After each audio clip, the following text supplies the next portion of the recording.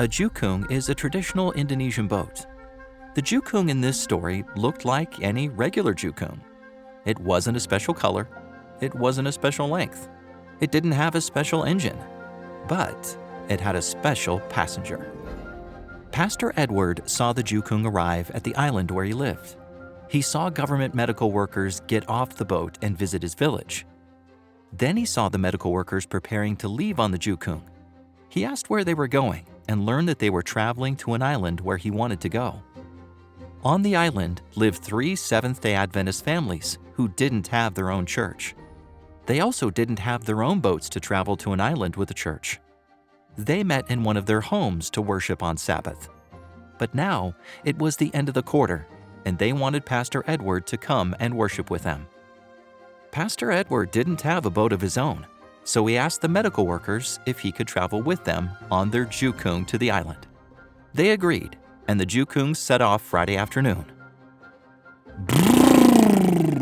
The jukung sped across the surface of the water. The wind felt good on Pastor Edward's face. He looked forward to worshiping with the villagers. But then a storm struck. The rain fell hard. The wind blew fiercely, but the boat kept speeding through the rough waters.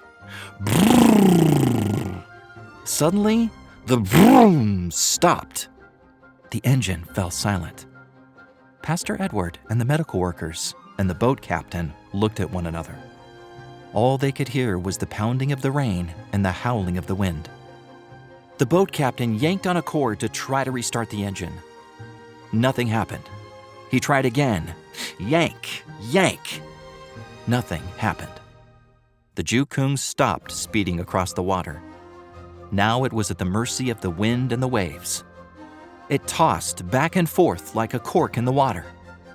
An hour passed, then 2 hours, 3 hours, 4 hours. The medical workers were scared. All were crying. They had heard stories about boats sinking in storms, and they were afraid that they were going to die. One woman, who wasn't a Christian, remembered that Pastor Edward was a Christian who believed in Jesus, and she begged him to pray for the jukung. At that moment, Pastor Edward heard a voice. The voice was soft and gentle, yet he could hear it above the roar of the rain and wind. It said, "Tell the boat captain to connect the fuel hose to the other fuel tank." On the jukung were 2 fuel tanks, a regular fuel tank and a backup fuel tank for emergencies. The tanks provided fuel for the boat engine to run. Pastor Edward was surprised to hear the voice, but he didn't argue. He felt like he had to obey. Even though he didn't know anything about boats, he went to the captain and told him to remove the fuel hose from the regular fuel tank and connect it to the backup fuel tank. The captain had already tried connecting the hose to the backup fuel tank, but he didn't argue. He also felt like he had to obey. He immediately pulled the hose out of the regular fuel tank and connected it to the backup tank. Then Pastor Edward called the captain and medical workers to join him in praying to Jesus. The medical workers stopped crying as they strained their ears to listen to the prayer.